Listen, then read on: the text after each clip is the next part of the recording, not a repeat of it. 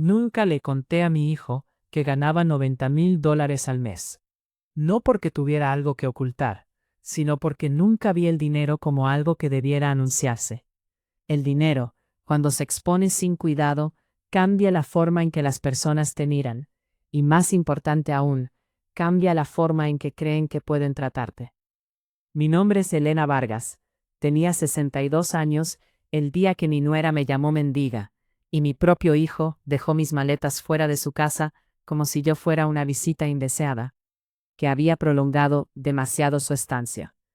Lo curioso es que hasta ese momento yo creía que lo conocía. Déjame empezar por el principio, porque las cosas importantes rara vez comienzan con un grito. Comienzan en silencio, en pequeños gestos que uno decide ignorar. Trabajé durante más de 20 años como directora de cumplimiento financiero para una firma privada en Miami. Era un trabajo discreto, exigente y extraordinariamente bien remunerado. Nunca fui una mujer de lujos visibles. Vivía en un apartamento cómodo, vestía bien sin ostentar, y mantenía mis asuntos, tanto personales como financieros, en orden. Después de que mi esposo, Ricardo, falleciera hace 9 años, aprendí a depender únicamente de mí misma. No fue una lección amarga, fue una lección necesaria. Mi hijo Andrés tenía 34 años cuando todo esto ocurrió. Era ingeniero civil, responsable, organizado, el tipo de hombre que siempre entregaba sus proyectos a tiempo. Siempre pensé que había heredado lo mejor de su padre: la calma, la paciencia, la capacidad de escuchar antes de hablar. Durante años, nuestra relación fue sencilla. Hablábamos los domingos, nos veíamos en fechas importantes, y había entre nosotros una especie de respeto silencioso que nunca sentí la necesidad de cuestionar. Hasta que apareció Lucía. Andrés la conoció en una cena de trabajo. Ella trabajaba en marketing, era carismática, rápida para hablar, y tenía esa seguridad que muchas veces se confunde con inteligencia. Desde el primer momento supe que había algo en ella que no terminaba de encajar, pero también supe que ese tipo de intuiciones, cuando se expresan sin pruebas, solo generan distancia. Así que decidí observar en silencio. Al principio, todo fue normal. La invité a comer, le llevé un pequeño regalo cuando se mudó con Andrés, incluso la ayudé a organizar parte de su boda. Lucía siempre fue amable, pero de una manera calculada, como si cada gesto estuviera medido para lograr un efecto específico. No era grosera, no directamente. Era algo más sutil. 3 años pasaron así. Yo los visitaba 1 o 2 veces al mes. Me quedaba un fin de semana, llevaba comida, ayudaba en lo que podía, y me iba sin hacer ruido. Nunca pedí nada, nunca cuestioné nada, nunca hablé de dinero. Y ese fue quizás mi error más grande. El primer cambio fue tan pequeño que casi no lo noté. Una tarde llegué y la habitación donde solía quedarme ya no existía. Lucía había convertido el espacio en una especie de estudio personal. Me lo explicó con una sonrisa ligera, como si fuera algo completamente lógico, y añadió que esperaba que no me molestara dormir en el sofá. No me molestó, o eso me dije. El segundo cambio fue más claro. Una noche mientras caminaba hacia la cocina, la escuché hablando por teléfono. No estaba espiando, pero tampoco podía dejar de oírla. Ella no aporta nada, dijo. Solo viene y espera que la tratemos como si fuera importante. Me detuve. No entré a la cocina. No dije nada. Simplemente regresé al salón y tomé mi libro. A veces, el silencio no es debilidad. A veces es recolección de información. El tercer cambio fue el más evidente. Lucía comenzó a hablar de espacio y límites, cada vez con más frecuencia. Siempre en presencia de Andrés. Siempre usando palabras como nosotros, en lugar de yo. Observé a mi hijo asentir, no con convicción, sino con comodidad. Era más fácil estar de acuerdo que cuestionar. Lo entendí antes de querer admitirlo. La noche que todo terminó, comenzó como cualquier otra. Andrés me había escrito unos días antes, invitándome a pasar el fin de semana. Preparé comida, empaqué una pequeña maleta y tomé el coche como siempre. Llegué a las 6 de la tarde. Toqué la puerta. Lucía abrió. Me miró, miró la maleta, miró el recipiente de comida en mis manos, y algo en su expresión cambió. No fue sorpresa, fue decisión. Elena, dijo, usando mi nombre como nunca antes. Tenemos que hablar. No me invitó a pasar. Andrés estaba detrás de ella, en el pasillo. No se acercó. Creemos que necesitas empezar a hacer otros arreglos cuando vengas. Continuó Lucía, con una calma ensayada. No podemos seguir acomodando visitas constantes. Miré a mi hijo. No dijo nada. Podrías quedarte en un hotel, añadió. Estás retirada, ¿no? Seguro tienes ahorros. No corregí esa suposición. No todavía. Porque en ese momento, algo más importante estaba ocurriendo. No estaban reaccionando. Estaban confirmando una historia que ya habían decidido creer sobre mí. Y entonces, sin más preámbulos, Lucía sonrió levemente y dijo: Ya es hora de que te vayas. No necesitamos a una mendiga instalada aquí. Esa palabra quedó suspendida en el aire. Mendiga. Esperé. Esperé a que Andrés dijera algo. Cualquier cosa. No lo hizo. Subió las escaleras. 10 minutos después, mi maleta apareció en la puerta. La puerta se cerró. Y en ese instante, con el silencio de la calle envolviéndome, y el peso exacto de la realidad asentándose en mi pecho, entendí algo con absoluta claridad. No era yo quien no tenía nada que ofrecer. Eran ellos quienes no tenían idea de quién era yo realmente. No lloré esa noche. Sé que suena extraño, incluso frío, pero la verdad rara vez coincide con lo que otros esperan de ella.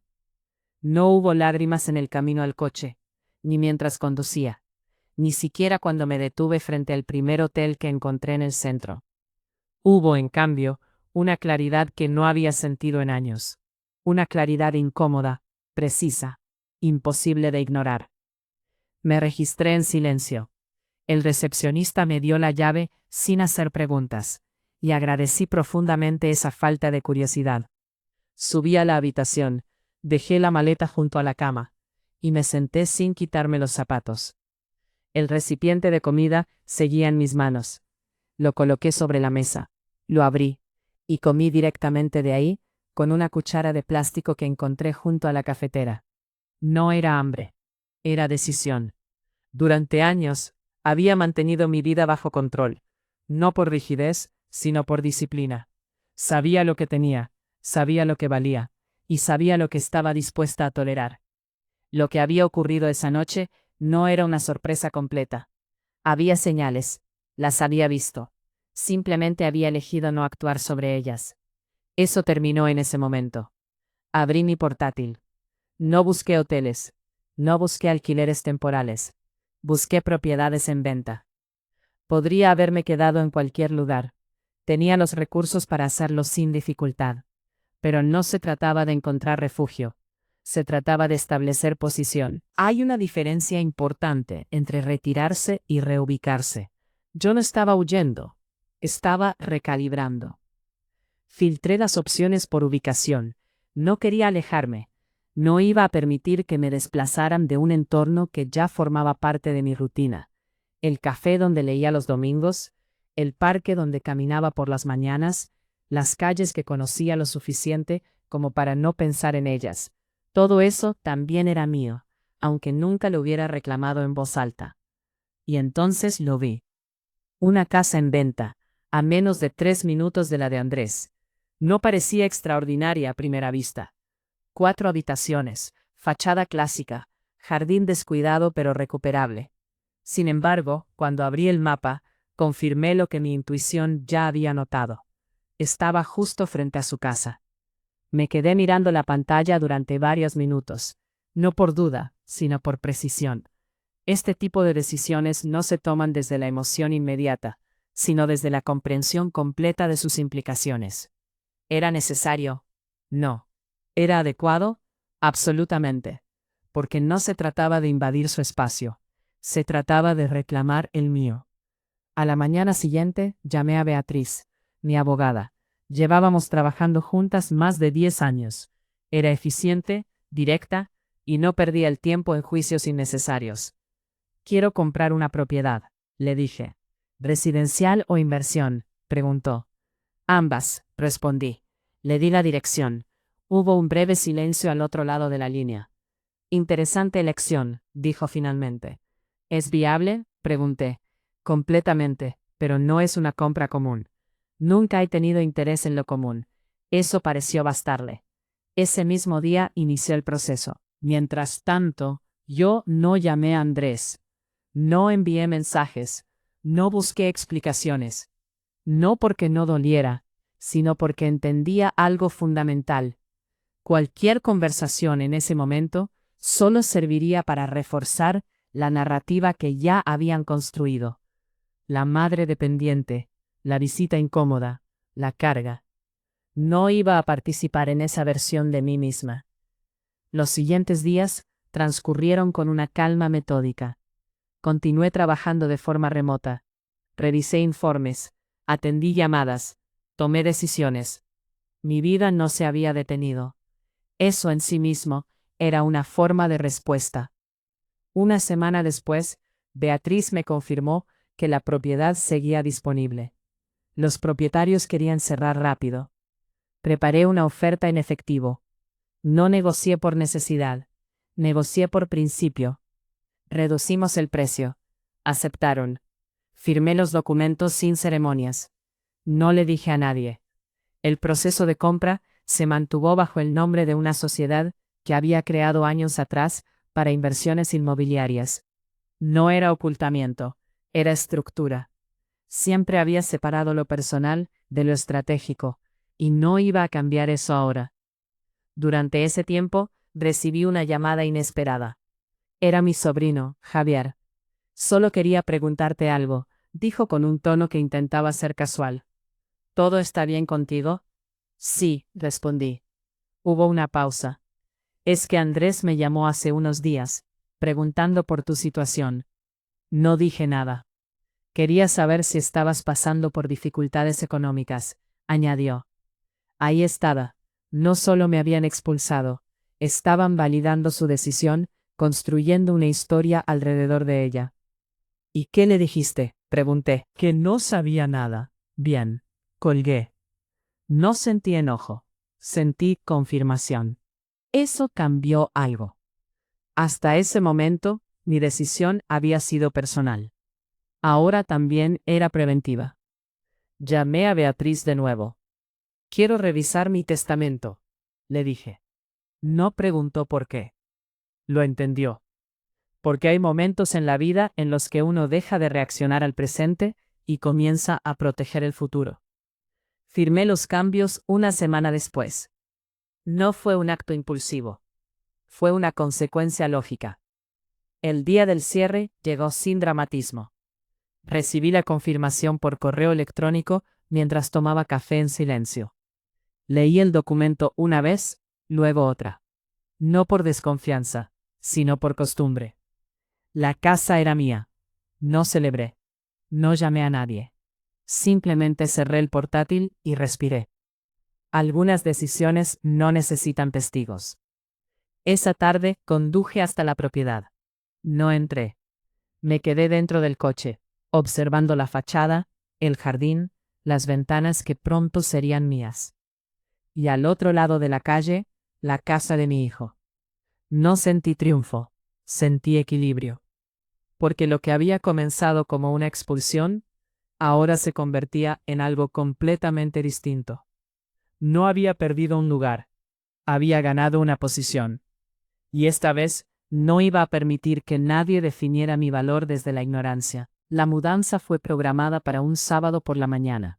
Elegí ese día con intención, no por conveniencia logística, sino por visibilidad. Durante años, había vivido sin necesidad de ser vista. Había trabajado en silencio, tomado decisiones en privado, construido una vida sólida sin anuncios ni demostraciones. Pero hay momentos en los que la discreción deja de ser virtud y se convierte en una forma de invisibilidad impuesta. Y yo ya no estaba dispuesta a ser invisible. El camión llegó a las 9 en punto. Era grande, imposible de ignorar, ocupando la mitad de la calle, mientras los trabajadores comenzaban a descargar muebles con eficiencia profesional. Yo estaba en el porche, con una taza de café en la mano y una carpeta bajo el brazo, revisando cada detalle con la misma atención que había aplicado durante toda mi carrera. No miré hacia la casa de Andrés. No era necesario. Se puede sentir cuando alguien te observa. Es una sensación específica, casi física, como una ligera presión en la piel. Sabía exactamente cuándo habían notado el movimiento. La puerta se abrió a las 9:37. Escuché primero la voz de Lucía. No las palabras, solo el tono. Confusión, seguida rápidamente por algo más agudo. Luego silencio. Después, la puerta cerrándose con más fuerza de la necesaria. Pasos, rápidos, cruzando la calle. No me moví. Unos segundos después, su voz llegó claramente hasta donde yo estaba. ¿Qué es esto? Giré la cabeza con calma. Buenos días, Lucía, respondí. Es una mudanza. Su expresión era exactamente lo que esperaba. Incredulidad, luchando por convertirse en una narrativa coherente. Miró la casa. Luego el camión. Luego a mí. ¿Esta casa? Empezó. La compré, dije. La frase cayó con un peso que no necesitaba énfasis. Andrés apareció detrás de ella, más lento, como si cada paso requiriera un esfuerzo consciente. Sus ojos recorrieron la escena, deteniéndose en los muebles, en los trabajadores, en mí. «¿Mamá?», dijo finalmente. Era la primera vez que me llamaba así desde aquella noche. «Hola, Andrés». Hubo un silencio breve, pero denso. «Esto no tiene sentido», intervino Lucía, recuperando su tono. «¿Por qué harías algo así?». Tomé un sorbo de café antes de responder. «Porque estaba en venta», dije, y me pareció una buena inversión. «No puedes simplemente aparecer aquí», insistió ella. Esto es extraño». «La propiedad fue adquirida legalmente», respondí. «A precio de mercado. No hay ninguna normativa que lo impida». No elevé la voz. No cambié el tono. No era necesario. Lucía dio un paso adelante. «Esto es acoso», dijo. «Estás intentando vigilarnos». La miré directamente. «Estoy organizando una estantería», respondí, señalando a uno de los trabajadores. «Si eso te hace sentir observada, quizá deberías preguntarte por qué». Andrés no dijo nada. Pero esta vez, tampoco se fue. Eso en sí mismo era una diferencia. Durante las siguientes horas, la casa comenzó a transformarse. Los muebles encontraron su lugar. Las cajas se abrieron. Los espacios vacíos se llenaron con objetos que llevaban años formando parte de mi vida. No era solo una mudanza, era una reinstalación. A las 12 del mediodía, recibí el primer mensaje de Andrés. «Tenemos que hablar». Lo leí. No respondí. Una hora después, otro. «Esto no es normal». Ese me hizo sonreír ligeramente. La normalidad es un concepto curioso. Suele definirse no por lo que es correcto, sino por lo que resulta cómodo para quienes no quieren cuestionar nada. No respondí tampoco. Esa misma tarde, llegó una carta. Un abogado. La leí con atención. El lenguaje era predecible. Insinuaciones de acoso.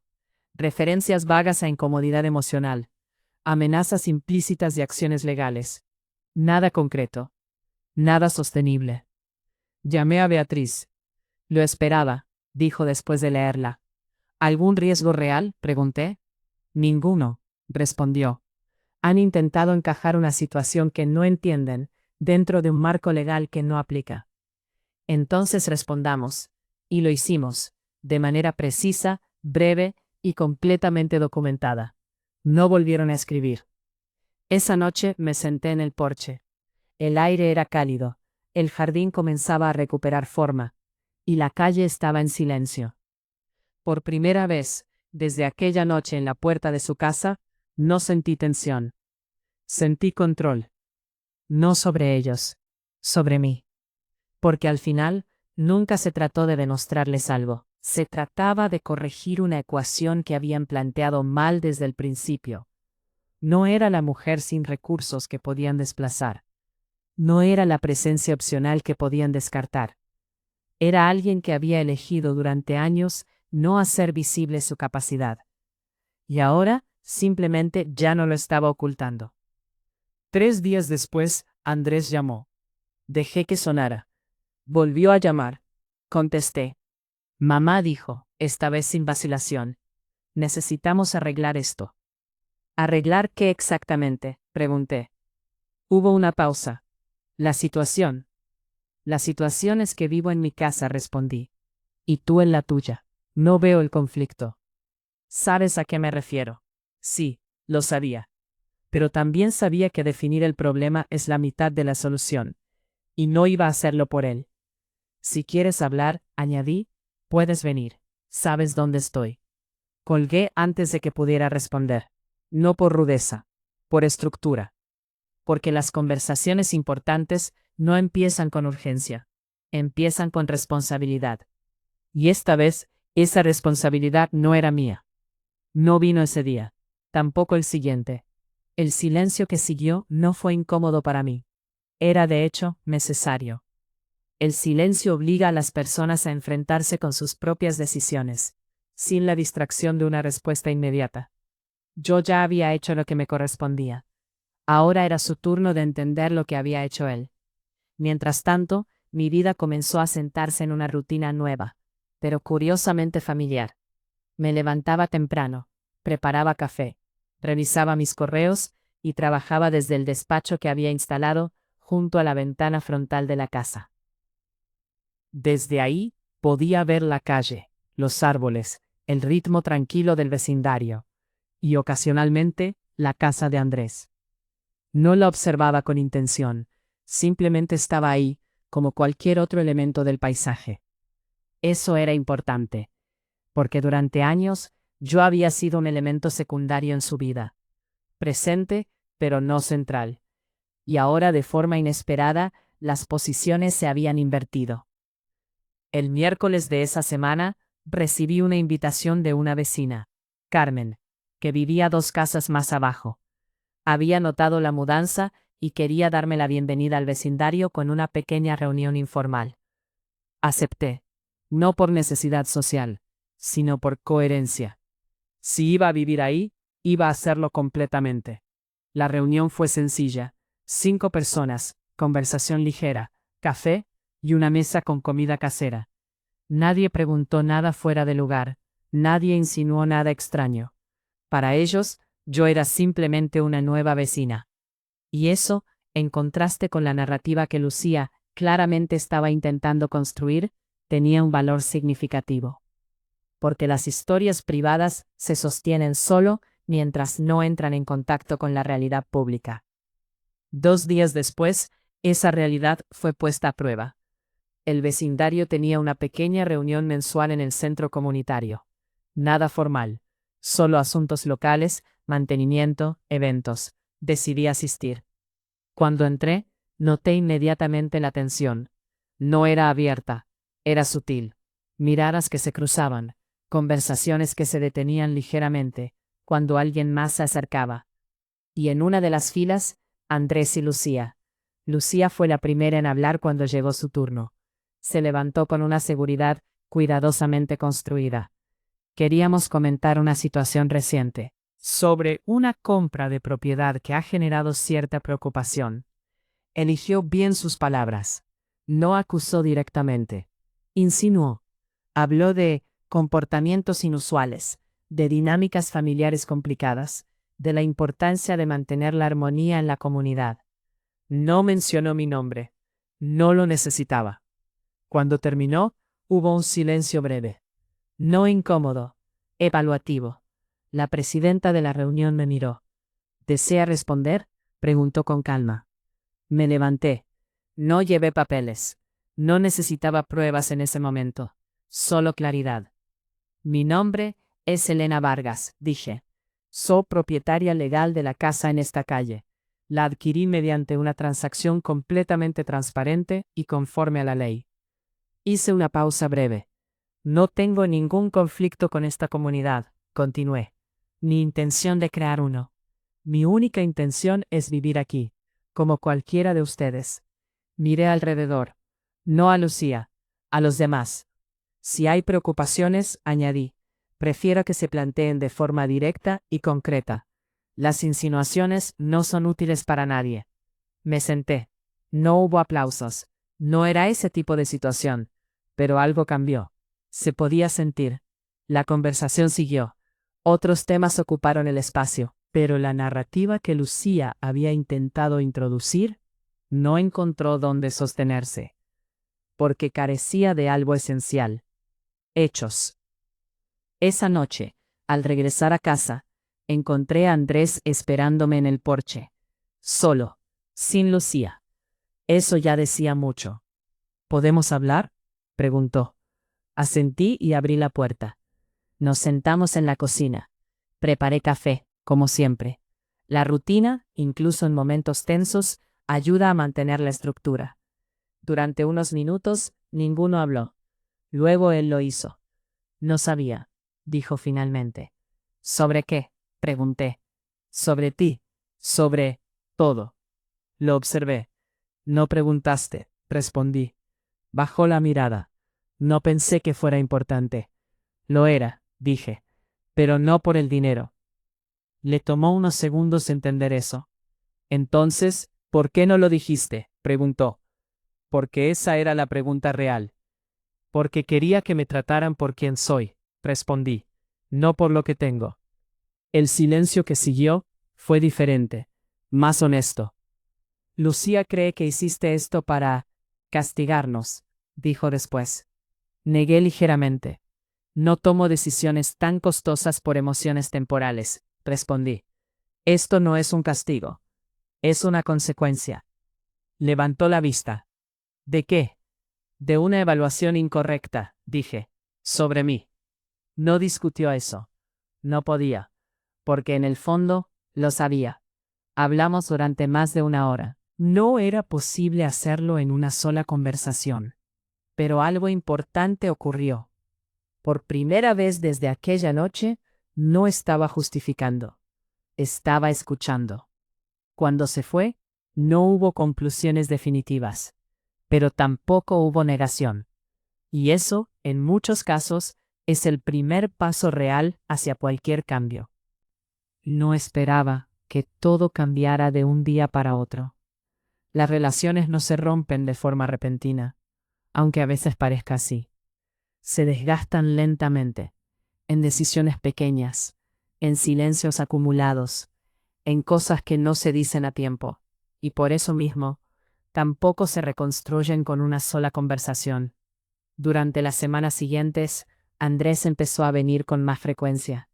Siempre solo, siempre puntual, siempre con una actitud distinta, menos defensiva, más consciente. No hablábamos del pasado en cada encuentro. No era necesario insistir. A veces hablábamos del trabajo, otras del vecindario, otras simplemente compartíamos el mismo espacio, sin llenar cada minuto con palabras. Eso también es una forma de reparar. Luciano vino, no al principio, pero su ausencia ya no tenía el mismo peso que antes, porque ahora entendía algo que antes no había querido aceptar. No todas las relaciones se mantienen en paralelo. Algunas requieren distancia para redefinirse, y otras simplemente no sobreviven a la verdad. Un domingo por la mañana, Andrés llegó más temprano de lo habitual. Traía café. No el mío, sino el que sabía que a él le gustaba. Ese pequeño detalle me hizo entender que algo más estaba cambiando. Necesito decirte algo, dijo después de sentarse. Lo escuché. Estamos teniendo problemas, continuó. Más de los que pensé. No pregunté detalles. No era necesario. Las cosas no son como parecen, añadió. Asentí ligeramente. Rara vez lo son, respondí. Tal vez una solución, tal vez una intervención, tal vez una forma de evitar lo que ya era evidente. Pero no dije nada. Porque hay momentos en los que ayudar no significa intervenir. Significa permitir que el otro vea con claridad. Creo que me equivoqué, dijo finalmente. Esa frase no fue dramática. No fue emocional. Fue simple. Y precisamente por eso, fue real. No es una cuestión de creer, respondí. Es una cuestión de entender en qué te equivocaste. Bajó la mirada. No insistí. No era mi trabajo completar ese proceso por él. El tiempo hizo el resto. Con el paso de los meses, la dinámica cambió de forma natural. Andrés empezó a reconstruir partes de su vida que había dejado en segundo plano. Retomó contacto con antiguos amigos. Se enfocó más en su trabajo, y poco a poco, su presencia en mi casa dejó de estar marcada por la necesidad de resolver algo. Simplemente venía. Y eso era suficiente. Lucía eventualmente apareció. Fue una tarde de primavera. Tocó la puerta con una expresión distinta a la que yo recordaba. Menos firme, más medida. Hola, dijo. Hola, Lucía, respondí. Hubo un silencio breve. ¿Puedo pasar?, preguntó. Asentí. Nos sentamos en la sala. No ofrecí café de inmediato. Esta vez esperé. Quería hablar contigo, dijo. La escuché. He estado pensando en todo, y creo que las cosas se salieron de control. Era una forma elegante de evitar responsabilidad directa. No la corregí. Puede pasar, respondí. Me miró, buscando algo en mi expresión. No lo encontró. También creo que tal vez te juzgué sin conocerte, añadió.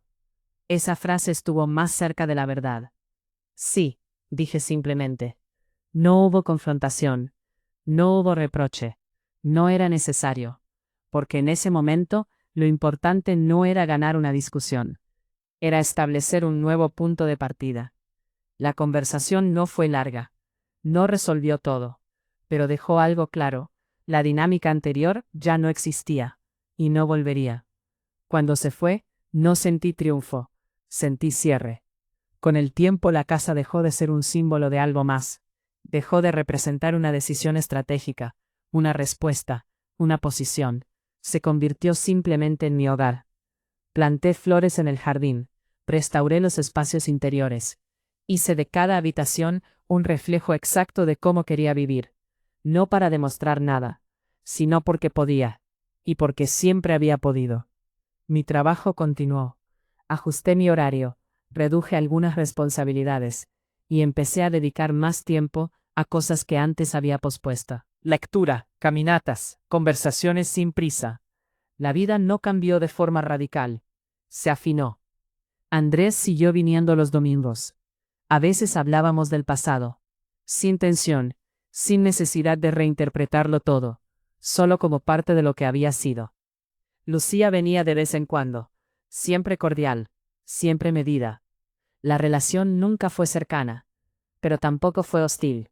Y eso, dadas las circunstancias, era más que suficiente.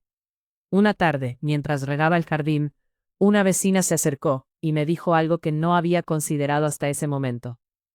Se te ve tranquila, comentó. La palabra me hizo pensar. Tranquila. No feliz en un sentido exagerado, no satisfecha en un sentido superficial. Tranquila. Y entendí que eso era exactamente lo que había ganado. No una discusión, no una revancha, sino una forma de estar en el mundo, sin tener que reducirme para encajar en la percepción limitada de otros. Nunca le conté a mi hijo cuánto ganaba. Y al final eso dejó de importar. Porque lo que realmente necesitaba entender nunca tuvo que ver con dinero, sino con valor. Y ese nunca estuvo en duda.